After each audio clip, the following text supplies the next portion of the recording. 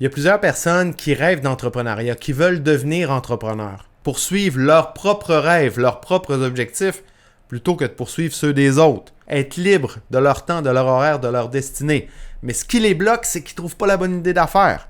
Et là, les semaines passent, les mois passent, les années passent et ils se lancent jamais. Et c'est malheureux parce que se lancer en affaires, ça peut changer une vie. Et là, je ne parle pas des résultats grandioses, extraordinaires qui peuvent changer ta vie, non. Je parle du fait de faire ce qui te passionne réellement, ce qui t'allume vraiment, ce qui est vraiment important pour toi au quotidien. Et donc, si c'est ton cas, que tu n'arrives pas à trouver la bonne idée, que tu repousses le moment de te lancer en affaires, reste à l'écoute parce qu'aujourd'hui, à l'épisode de l'échiquier, on parle de comment trouver la bonne idée d'affaires. Et c'est parti! Hello, bienvenue sur l'échiquier, le rendez-vous des entrepreneurs où l'on explore les secrets du succès entrepreneurial. On y parle du mindset et des stratégies qui vont te permettre de faire mentir tous les pronostics et de bâtir une entreprise prospère sur des fondamentaux solides comme du rock. Je te le dis, tu veux surtout pas manquer ça. D'ailleurs, si c'est pas déjà fait, je t'invite à suivre le show et à activer la cloche dès maintenant sur ta plateforme de balado préférée. Je suis David Gaudreau et on commence le show direct là. Oh yeah, hello, bienvenue dans ce 19e épisode de l'échiquier où on va parler de comment trouver la bonne idée d'affaires.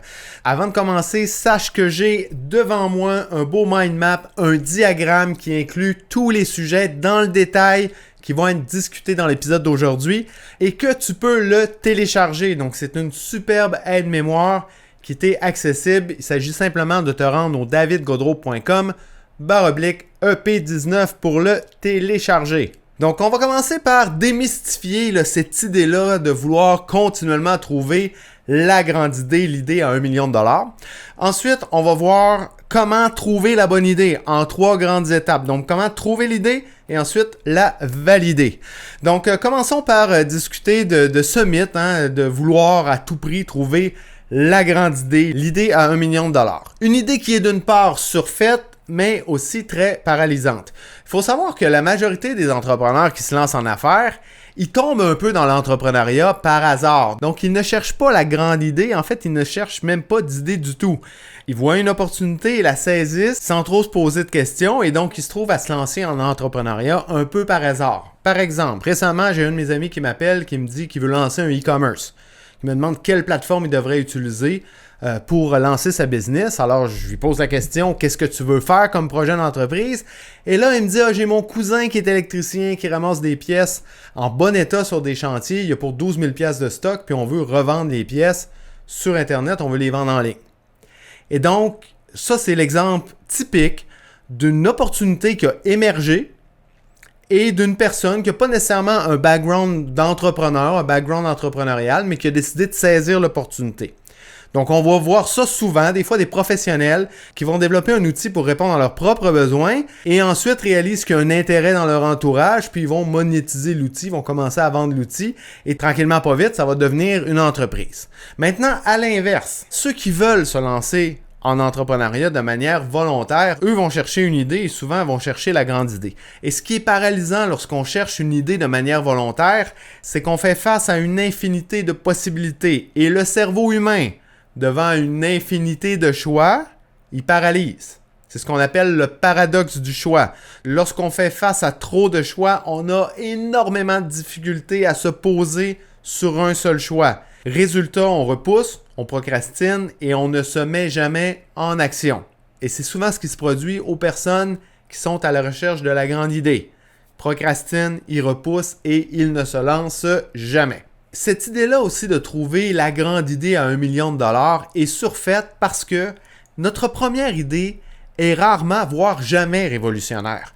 Si on pense à toutes les grandes entreprises, les Facebook, Instagram, Airbnb, Netflix de ce monde, ils ont tous commencé avec une idée qui n'était pas une idée révolutionnaire. Un modèle d'affaires complètement différent de ce que l'entreprise est devenue aujourd'hui et qui leur a permis d'avoir du succès. Donc, c'est faux de croire qu'on va trouver la bonne idée, l'idée à $1 million dès le départ. C'est pas comme ça que ça fonctionne. L'idée initiale, c'est un premier pas. Une première idée d'une succession, d'une continuité de plusieurs idées qui va nous permettre petit à petit de modeler, de parfaire notre entreprise au fil du temps. Et si on fait les choses correctement, si on est chanceux aussi parce qu'il y a une part de chance, s'approcher de ce modèle à succès que va devenir notre entreprise. D'ailleurs, il faut dire que les meilleures idées émergent de quoi? Émergent de l'exécution, émergent de la pratique, émergent des conversations qu'on va avoir avec nos clients, émergent aussi des retours d'expérience qu'on va avoir. Et tout ça, au début, on ne l'a pas. Donc, c'est dans la pratique, dans l'exécution que vont émerger les meilleures idées. Une once d'action vaut une tonne de théorie. Donc, ce qui est super important de retenir à ce niveau-ci, lorsqu'on veut se lancer en affaires, il ne faut pas essayer de trouver la grande idée à 1 million de dollars, l'idée grandiose qui va faire un hit. Non, il faut essayer de trouver la bonne idée qui va être un premier pas qui va nous permettre de se diriger dans la bonne direction.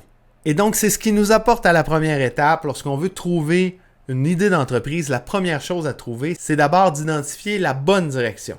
Une direction qu'on va définir en fonction de 4 éléments. Le premier étant notre raison d'être, donc notre mission. Qu'est-ce qui nous motive à nous lever le matin? Ensuite, notre vision. Où est-ce qu'on se voit à court, moyen et long terme? Nos valeurs, bien entendu, et finalement notre expertise. Donc à cette première étape-là, on va se poser des questions à savoir qu'est-ce qu'on aime, qu'est-ce qui nous motive, ce dans quoi on est bon, ce qu'on connaît, ce qui nous anime, ce qui est important pour nous, le lifestyle aussi qu'on veut avoir, parce qu'en fonction du lifestyle qu'on veut, le projet business peut beaucoup varier. Et enfin, nos objectifs, nos aspirations, tant personnelles que professionnelles. Tout ça est très important parce qu'on veut se lancer dans un projet d'affaires qui va nous motiver, qui va nous passionner. On ne veut pas se lancer en affaires seulement pour faire de l'argent. Parce qu'en affaires, il y a des hauts et des bas. Puis si notre seule motivation, c'est de faire de l'argent, ben dans les bas, là, les longues périodes où on ne fera pas d'argent, particulièrement au début, ben on va trouver ça très long, puis il y a de fortes chances qu'on finisse par baisser les bras parce qu'il n'y aura pas aucune autre motivation qui va nous motiver à persévérer. Donc on veut trouver cette direction-là avant même de considérer une idée potentielle, de façon à ce qu'éventuellement on puisse trouver un point de convergence entre nos 4 éléments, raison d'être, notre vision, nos valeurs et notre expertise, et ce qui est utile, ce qui est valorisé par une clientèle spécifique. Donc notre idée d'affaires va se retrouver à la convergence de ces 2 éléments-là. Maintenant, une fois qu'on a identifié la direction, donc la direction où on doit chercher nos idées, on va passer à la deuxième phase, la deuxième étape qui est l'étape d'identification, où on va tenter d'identifier une idée spécifique. Donc là, il y a 4 façons de le faire, 4 options qui s'offrent à nous. La première façon, c'est d'identifier de nos propres besoins qui ne sont pas satisfaits ou des problèmes qu'on a eu dans le passé pour lesquels on a dû développer nos propres solutions parce qu'il n'existait rien dans le marché et donc on peut s'inspirer de ça pour lancer notre propre activité. Souvent, on va voir ça dans le domaine de la formation, dans le domaine du coaching, donc des coachs formateurs qui vont en quelque sorte former la personne qu'ils étaient quelques années auparavant et donc qui vont devenir le coach qu'ils auraient aimé avoir il y a quelques années. Donc, c'est une première façon. La deuxième façon, c'est de questionner, d'interroger une cible spécifique pour lui demander c'est quoi ses problèmes. Donc, ici, on n'a pas besoin d'interroger 1000 répondants. Il s'agit simplement d'avoir quelques conversations avec les bonnes personnes pour aller chercher la bonne information. Par exemple, j'ai un contact d'affaires qui a lancé son entreprise comme ça à l'ETS. Il est entrepreneur, il voulait lancer son projet d'entreprise, il a pris le téléphone, il a appelé différents directeurs d'usine, propriétaires d'entreprise pour leur poser des questions par rapport à leurs problèmes. Et comme ça, il a pu identifier un problème récurrent qui était non résolu et il s'est affairé à développer une solution et il a eu beaucoup de succès avec son entreprise. Pour les 2 premières options où on va tenter d'identifier des besoins et des problèmes, c'est vraiment très important d'identifier des problèmes qui sont prioritaires, des problèmes qu'on appelle DURC, douloureux, urgents, qui sont reconnus par la cible, très important, et autant que possible qui sont coûteux. Pourquoi? Parce que ça va être beaucoup plus facile de vendre des solutions pour des problèmes qui sont dans le haut de la liste de priorité, parce que notre clientèle cible va être très ouverte à nos solutions, parce que déjà, elle va être à la recherche d'une solution pour ce type de problème-là. Et ensuite, la troisième façon, probablement une des meilleures façons, particulièrement lorsqu'on se lance en affaires, c'est d'identifier des idées existantes qui ont déjà fait leurs preuves. En entrepreneuriat, on n'a pas besoin de réinventer la roue. En fait, lorsqu'on trouve de nouvelles idées, des idées qui n'existent pas nulle part, ben ça vaut le coup de se questionner sur leur pertinence. Parce que très souvent, il y a de fortes chances qu'il y ait d'autres entrepreneurs qui ont tenté de réaliser ces idées-là, mais pour différentes raisons, mauvais timing, mauvaise lecture du besoin, les raisons sont nombreuses, ben ils ont fini par disparaître puis ils ont peut-être même fait faillite. Donc plutôt que de tenter de trouver une idée qui est complètement nouvelle, c'est souvent préférable de cibler une idée existante et qui est parfois mal exploitée, soit de manière trop générique ou des fois aussi de manière désuète, et trouver un angle qui est innovant, qui est spécifique, des fois une combinaison nouvelle qui va nous permettre de réaliser 10 fois à 100 fois mieux et de se démarquer. Donc l'idée ici, c'est pas de créer un marché, c'est vraiment de s'attaquer à un marché existant, de challenger le statu quo et de trouver de nouvelles façons de faire. De s'approprier 80% de ce qui a déjà été fait et innover sur le 20%. Si on prend l'exemple de la fabrication d'un avion, ben n'importe qui demain matin qui veut se lancer une entreprise pour fabriquer des avions, il ne va pas réinventer la roue, là. Il ne va pas réinventer l'avion, les ailes vont être en même place, ils vont utiliser des moteurs d'avion. Donc, il y a énormément de technologie qui va être réutilisée.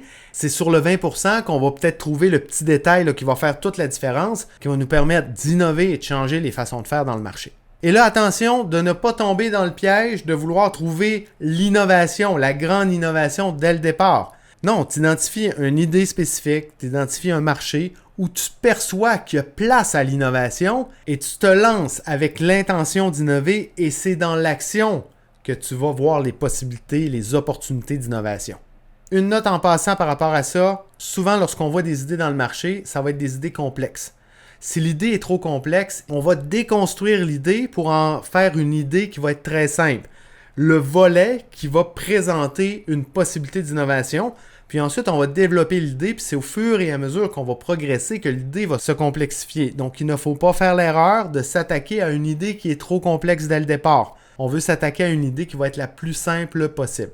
Finalement, la quatrième option qu'on a lorsqu'on veut identifier une idée d'affaires, en fait, c'est pas tant d'en identifier une, mais d'identifier un projet, une autre start-up d'un entrepreneur et de se joindre à son projet. Donc, du moment qu'on connaît la direction dans laquelle on veut aller, qu'on a bien identifié notre raison d'être, notre vision, nos valeurs, notre expertise, ben on est en mesure d'identifier des projets existants, identifier ceux qui sont en phase avec notre direction, les projets pour lesquels on peut apporter notre expertise et tenter de se joindre à ces projets-là. Donc, c'est aussi une excellente option, particulièrement si tu te joins au projet très tôt, tu vas pouvoir devenir associé et tu vas t'approprier le projet, tu vas faire partie des cofondateur. Donc, c'est une excellente option aussi à considérer lorsqu'on veut se lancer en affaires, particulièrement si on ne trouve pas notre bonne idée. Dernier point par rapport à ça, au niveau de l'identification de l'idée, souvent lorsqu'on cherche des idées en ligne, on va trouver des idées que j'appelle des idées raccourcies. Donc des idées comme le marketing de réseau, le dropshipping, l'affiliation, la distribution, la revente de produits en ligne, la crypto, les marchandises, qui consiste grosso modo à faire des designs puis les faire imprimer sur des t-shirts, des tasses, des casquettes, etc., etc. Donc ça, c'est souvent des idées qu'on va voir dans des vidéos de side hustles qui peuvent nous sembler très alléchants, mais ce sont des idées raccourcies. Et qui dit idée raccourcie dit accessible à énormément de monde, ce qui veut dire des barrières à l'entrée qui sont très basses. Donc au début, on a un beau chemin tout pavé, ça nous semble être une excellente avenue pour se lancer, mais très rapidement, on rencontre un mur de concurrence. Et donc, c'est la raison pourquoi la majorité des entrepreneurs qui tentent de développer ces idées-là échouent très rapidement. Donc, c'est simplement une petite mise en garde. Maintenant, on va voir plus concrètement où on peut trouver des idées pour chacune des options. La première option, je le rappelle, est d'identifier de nos propres besoins, de nos propres problèmes pour tenter de trouver une idée d'affaires. Donc, pour faire ça, ce qu'on peut faire, on peut carrément faire l'éventail de certains problèmes qu'on a rencontrés, certains besoins qu'on a eus sur un horizon, disons, de 3 ans. Donc, si on est entrepreneur, ça peut être des problèmes qu'on a rencontrés avec notre propre entreprise, avec notre propre activité. Si on était employé, mais ça peut être des problèmes, des besoins qu'on a vus, qu'on a observés dans les entreprises où on a eu des emplois. Ce qui est intéressant de ça, c'est que c'est des secteurs qu'on connaît bien, des problèmes qu'on a vécus, qu'on a peut-être même solutionnés. Donc, on ne se lance pas en inconnu et en affaires, c'est toujours une bonne idée de se lancer à faire des choses que l'on connaît. Ensuite, une fois qu'on a fait l'éventail, on peut commencer à être attentif à nos propres besoins, à nos propres problèmes, à voir si les solutions que l'on trouve à ces problèmes-là peuvent éventuellement devenir des idées d'affaires. Ensuite, la deuxième option pour identifier des idées, on a dit que c'était de questionner, d'interroger des prospects pour tenter d'identifier leurs problèmes. Pour faire ça, c'est assez simple. Il s'agit simplement d'identifier les secteurs, les bonnes entreprises, les personnes en poste. Et pour le faire, on peut utiliser LinkedIn. L'outil de recherche LinkedIn nous permet d'identifier certaines entreprises, ensuite de regarder dans la liste d'employés, voir les personnes qui pourraient être pertinentes à interroger et on peut connecter directement avec elles sur LinkedIn et leur demander si elles accepteraient de faire un petit appel de 10-15 minutes avec nous pour répondre à nos questions. Si la démarche est bien faite, que les messages sont respectueux, une grande part de ces personnes-là vont accepter de faire l'appel avec toi. Rappelle-toi que tu n'as pas besoin d'avoir 1000 répondants pour avoir la bonne information. Tu dois simplement avoir les bonnes conversations avec les bonnes personnes. Rappelle-toi une chose très importante aussi, le client a toujours raison sur les problèmes qu'il va te partager, mais pas sur les solutions qu'il va te proposer. Okay? Tu connais sûrement l'adage, si Henry Ford avait demandé à ses clients qu'est-ce qu'ils avaient besoin, ils auraient répondu des chevaux plus rapides plutôt que des voitures. Donc l'objectif, c'est d'identifier des problèmes que tu vas tenter de résoudre de la meilleure façon possible par la suite sans te contraindre aux solutions que tes clients potentiels t'ont proposées. C'est vraiment très important de le comprendre. Ensuite, une autre façon d'identifier les problèmes de tes prospects, c'est d'observer les tendances du moment en ligne, évidemment qui cadrent avec la direction que tu veux prendre. Donc, pour faire ça, il y a différentes façons. Tu peux utiliser un outil comme Google Trends pour être à l'affût des différentes tendances. Tu peux t'en inspirer pour trouver des idées d'affaires. Tu peux voir quels podcasts sont populaires, quels épisodes aussi sont populaires pour voir si tu ne pourrais pas dénicher des idées par rapport à ça. Tu peux aussi utiliser YouTube ou Google, faire certaines recherches sur des mots-clés spécifiques et voir les suggestions qui te sont proposées. Souvent, ça peut être une bonne source pour trouver des idées d'affaires. Tu peux regarder aussi les best-sellers sur les non-fiction books, les livres non-fiction sur Amazon. Tu peux utiliser des outils comme Quora ou Reddit pour voir les questions qui sont fréquemment posées par ta cible pour identifier leurs problèmes puis ensuite pouvoir les solutionner. Et finalement, tu peux regarder des mots-clés qui sont fréquemment recherchés. Donc, tu peux utiliser des outils comme Answer the Public. Tu peux aussi utiliser des outils SEO comme Moz, Ahrefs, SEMrush, Ubersuggest. Donc, ça, c'est tous des outils SEO qui peuvent te permettre de faire des recherches avancées sur des mots-clés pour voir les mots-clés qui ont les plus grands volumes de recherche. Ou tu peux même utiliser un outil comme Google Ads qui va aussi te permettre de manière gratuite de faire des recherches de mots-clés, de voir les volumes de recherche et même le niveau de concurrence pour chacun de ces mots-clés-là. Donc, toutes ces façons-là peuvent te permettre d'identifier les problèmes de ta cible et aussi de voir lesquels sont les plus prioritaires. Évidemment, ceux qui sont les plus recherchés. Ensuite, pour la troisième option, celle de trouver des idées d'affaires existantes, des idées qui ont déjà fait leur preuve. Là, c'est assez simple parce que du moment que tu arrêtes d'essayer de trouver la grande idée, l'idée à $1 million, ben, tu te rends compte que les idées sont tout autour de toi. Donc, il s'agit simplement de regarder dans la direction où tu veux aller, de regarder les différents secteurs, de regarder les entreprises, de cibler des entreprises dans des secteurs prometteurs, mais les entreprises qui sont ancrées dans le statu quo, qui ont un retard technologique, qui ont du mal à innover à cause, par exemple, d'une structure trop rigide ou d'une gestion du changement qui est trop compliquée. Donc, à ce niveau-là, si tu n'as pas lu le livre Innovator's Dilemma de Chris Stenson, je t'invite à le lire pour bien comprendre l'ampleur de l'opportunité que ça représente que d'innover dans des secteurs qui sont dominés par des gros joueurs qui ont beaucoup de mal à innover. Parce qu'ils sont dans des situations où ils sont redevables d'actionnaires, ce qui fait que c'est souvent très difficile pour eux d'adresser des secteurs, des créneaux de marché qui sont très prometteurs, mais qui n'offrent pas suffisamment de potentiel de croissance pour les poursuivre. Donc, toutes ces opportunités-là sont d'excellentes opportunités pour toi. Et finalement, pour la quatrième option, celle de te joindre à un projet existant, bien là, pour trouver des projets, ce que tu dois faire, c'est te rendre dans des incubateurs entrepreneuriales. Tu peux aller dans des espaces coworking. Tu peux aussi faire affaire avec des entreprises qui sont spécialisées dans le maillage entre entrepreneurs. Je pense par exemple à Collab Machine. Donc, c'est des entreprises vraiment dont la mission, c'est de mailler des entrepreneurs entre eux.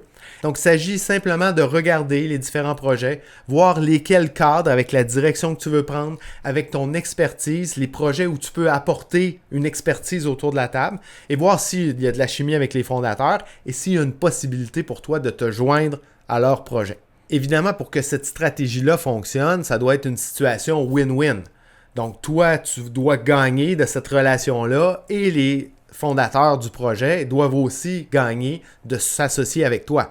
Donc, tu dois apporter une expertise, des compétences, tes valeurs, ton dynamisme, ton attitude autour de la table. Tu dois en quelque sorte être un accélérateur qui vont leur permettre d'accélérer la réalisation de leur projet. Maintenant, une fois que tu as identifié ton idée d'affaires, l'étape suivante, c'est de valider ton idée. Une étape ultra importante parce qu'en affaires, un adage vraiment très important, c'est qu'on veut échouer rapidement. Échouer rapidement, ça veut dire que ça va nous permettre de limiter le temps et l'argent qu'on va investir dans l'idée. La bonne nouvelle, c'est qu'aujourd'hui, avec la technologie, on est en mesure de valider nos idées très rapidement. Donc, il s'agit simplement de créer une offre, de créer une page de vente, de lancer une campagne, et ça suffit pour mesurer l'intérêt des gens, pour voir s'il y a un engouement réel pour notre offre. Ça nous permet aussi de fine-tuner notre offre, de fine-tuner certains éléments pour voir si on est en mesure de trouver le product market fit. Donc un fit, un match entre notre offre et les besoins du marché. Dans le processus de validation, il y a plusieurs éléments à valider, mais il y en a 4 qui sont particulièrement importants. D'abord, on doit valider notre capacité à convertir des prospects en clients. Donc en bref, est-ce qu'on est capable de conclure des ventes? Ensuite, on doit valider la réponse du marché. C'est-à-dire, est-ce que l'engouement du marché est sans équivoque ou si on a dû investir énormément de temps et de ressources pour être en mesure de faire quelques ventes? C'est important parce qu'un product market fit, c'est pas simplement de réussir à clore des ventes. Il faut vraiment sentir un engouement réel, avoir des taux de conversion qui sont significatifs sur notre campagne de publicité et sur notre page de vente. Ensuite, un autre élément qu'on doit valider, c'est notre rentabilité. Donc, c'est une chose de clore des ventes, c'est une chose d'avoir de l'engouement du marché, mais est-ce que c'est à un prix qui va nous permettre d'être rentable, qui va nous permettre de financer la mise en place de notre entreprise, puis dans le futur, de financer notre croissance. Donc, les profits, la rentabilité, c'est un élément qui est ultra important, qui doit être validé. À ce niveau-ci, on va être en mesure d'identifier si on va devoir avoir beaucoup de volume pour générer des profits intéressants ou si au contraire, on a des marges de profit qui sont suffisamment respectables pour être viables avec des volumes qui sont plus raisonnables. Évidemment qu'on veut préférablement se retrouver dans la deuxième situation. Finalement, le quatrième élément qu'on doit valider, c'est la taille du marché. Est-ce que le marché est suffisamment grand pour permettre une croissance au fil du temps? Et là, ici, je vais apporter une petite nuance. Au début, c'est possible que tu adresses une niche. En fait, c'est préférable de le faire, d'adresser un créneau de marché. Et ce n'est pas tant le potentiel de croissance dans cette niche-là, dans ce créneau-là que tu veux valider, mais le potentiel de croissance du marché dans son intégralité. Parce qu'une fois que tu vas avoir dominé ta niche, il n'y a rien qui t'empêche de te diversifier et de trouver d'autres créneaux de marché qui vont te permettre de croître. Donc voilà, une fois que ces 4 éléments-là sont validés, tu peux considérer que tu as une bonne idée d'affaires entre les mains et que tu as réellement un filon que tu vas pouvoir exploiter pour bâtir ton entreprise. Une chose très importante que je veux dire, c'est important de savoir écouter les portes qui se ferment, mais aussi les portes qui ne s'ouvrent pas. Ce que je veux dire par là, c'est qu'il y a des prospects qui vont te communiquer de manière claire, précise, concrète, qui ne sont pas intéressés. D'autres vont simplement choisir d'ignorer ton message. Et le silence est souvent gage de désintérêt, donc ce n'est pas une réponse positive. Lorsque tu as un réel market fit, lorsqu'il y a réellement de l'engouement, de l'intérêt dans le marché pour ta solution, pour ton offre, tu vas recevoir un réel retour positif. Et cet indicateur-là est l'indicateur principal d'un product market fit. Cela dit, si tu n'as pas cet indicateur-là, cet engouement, cet intérêt-là dès le départ, ça ne veut pas dire de jeter ton idée à la poubelle. Ça peut vouloir dire que tu dois fine-tuner un peu certains paramètres pour éventuellement trouver ton fit. Parmi les différents paramètres que tu peux fine-tuner pour essayer de trouver ton fit, il y a le positionnement, c'est-à-dire la cible que tu adresses, la problématique que tu adresses et ta solution, son pricing, ton modèle d'affaires, le message qui doit interpeller ta cible, ta stratégie de marketing. Un élément très important aussi, la simplicité de ta solution.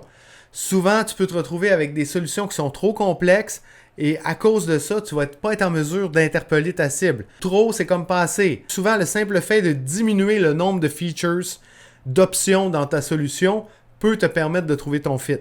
Je pense par exemple à des solutions comme Podia, une entreprise qui héberge des formations en ligne, ou ConvertKit, une solution de email automation. Ces entreprises-là ont réellement misé sur la simplicité au départ et c'est ce qui leur a permis de trouver leur product market fit.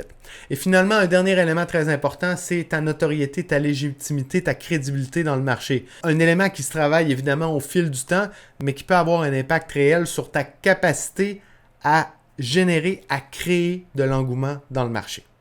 Donc voilà, ça complète pour l'épisode d'aujourd'hui. Si je fais un retour sur les éléments importants qui ont été dits au cours de l'épisode, première chose, c'est qu'il ne faut pas être à la quête de l'idée à 1 million de dollars, de la grande idée révolutionnaire. Parce que si on fait ça, on ne va jamais se lancer en affaires. On va continuellement chercher la grande idée. Les semaines, les mois, les années vont passer. Et on va finir par ne jamais se lancer. Donc, il faut plutôt trouver la bonne idée qui va nous permettre de faire un premier pas dans la bonne direction. Et au fur et à mesure qu'on va progresser, on va fignoler, on va parfaire cette idée-là qui va tranquillement pas vite se transformer en une entreprise. Et si on fait bien les choses, si on a un peu de chance aussi, cette idée-là va se transformer en une entreprise prospère, une entreprise à succès. Donc, pour trouver la bonne idée, ce qu'on doit d'abord trouver, la première étape, c'est de trouver la bonne direction. Une direction qui va être définie par 4 éléments importants. Notre raison d'être, notre vision, nos valeurs et notre expertise. Donc, on veut se lancer dans un secteur que l'on connaît, dans lequel on a une expertise et qui est en phase avec la personne que l'on est et que l'on veut devenir. Une fois qu'on a trouvé cette direction-là, on va tenter d'identifier notre idée d'affaires, une idée qu'on peut identifier avec 4 options. La première, c'est d'identifier de nos propres besoins, de nos propres problèmes et de les solutionner. Donc, ça peut être des problèmes, des besoins qu'on a actuellement ou des problèmes qu'on a rencontrés dans notre parcours et qu'on a solutionnés. Donc, on peut transformer ces solutions-là en idées d'affaires. Ensuite, on peut questionner des prospects dans le secteur où on veut se lancer. Seulement quelques-uns, les bonnes personnes et avoir les bonnes conversations vont nous permettre d'identifier leurs problèmes. Je te rappelle que le client a toujours raison sur le problème qu'il va te partager, mais pas sur la solution qu'il va te proposer. Donc, ton objectif, c'est d'identifier le problème et de trouver la meilleure façon d'y répondre sans te contraindre aux solutions que le client va te partager. La troisième option qui va te permettre d'identifier des idées, c'est d'identifier des idées existantes qui ont déjà fait leurs preuves dans des secteurs souvent dominés par des grandes entreprises qui ont de la difficulté à innover. Et donc, toi, tu vas pouvoir saisir l'opportunité d'innover dans des créneaux spécifiques qui ne sont pas adressés par ces grands joueurs-là. Et finalement, la quatrième option, ce n'est pas tant d'identifier une idée, mais des projets existants auxquels tu vas pouvoir te joindre, qui cadrent avec la direction que tu veux prendre, des projets pour lesquels tu vas avoir quelque chose à apporter autour de la table, une expertise, une attitude, tes valeurs, ton dynamisme, etc., etc. Ensuite, une fois que tu auras identifié ton idée d'affaires, c'est pas terminé, il reste la troisième étape qui est l'étape de validation. Je te rappelle, en affaires, il y a un adage qui dit « fail fast », échoue rapidement. Donc, lorsqu'on a une idée, on veut valider, on veut tester l'idée le plus rapidement possible pour voir si elle a un réel potentiel et si elle a les racines, les fondations nécessaires qui vont te permettre de bâtir une entreprise. En gros, il y a 4 éléments importants que tu veux valider. Tu veux valider ta capacité à convertir des clients. Tu veux valider si la réponse est catégorique. Est-ce qu'il y a un intérêt réel qui est sans équivoque ou si tu as dû travailler extrêmement fort pour clore seulement quelques ventes. Ensuite, troisième élément, est-ce que tes ventes ont été rentables ou suffisamment rentables? Et finalement, dernier élément que tu dois valider, la taille de ton marché. Est-ce que tu as un marché suffisamment grand pour bâtir une entreprise et pour te permettre une belle croissance au fil du temps? Donc voilà, ça complète pour l'épisode d'aujourd'hui. J'ai devant moi là un beau mind map, un aide-mémoire qui inclut absolument tous les sujets, tous les détails qui ont été discutés aujourd'hui. Donc si tu es dans un processus où tu veux trouver la bonne idée d'affaires, je t'encourage fortement à télécharger ce mind map-là qui va devenir en quelque sorte un plan d'action pour toi. Tu peux le télécharger au davidgaudreau.com/EP19. Donc, c'est pour l'épisode 19. Si tu as aimé l'épisode d'aujourd'hui, si tu en as retiré de la valeur, si ça va t'aider à trouver ta bonne idée d'affaires, ben, je t'invite d'abord à t'abonner, soit à ma chaîne YouTube David Gaudreau ou au podcast L'Échiquier sur ta plateforme de balado de prédilection. Et je t'invite aussi à faire un thumbs up sur la vidéo sur YouTube ou de me laisser un review 5 étoiles sur ta plateforme de balado. Sinon, je te remercie beaucoup d'avoir été là jusqu'à la fin et je te dis à tout de suite dans le prochain épisode. Ciao!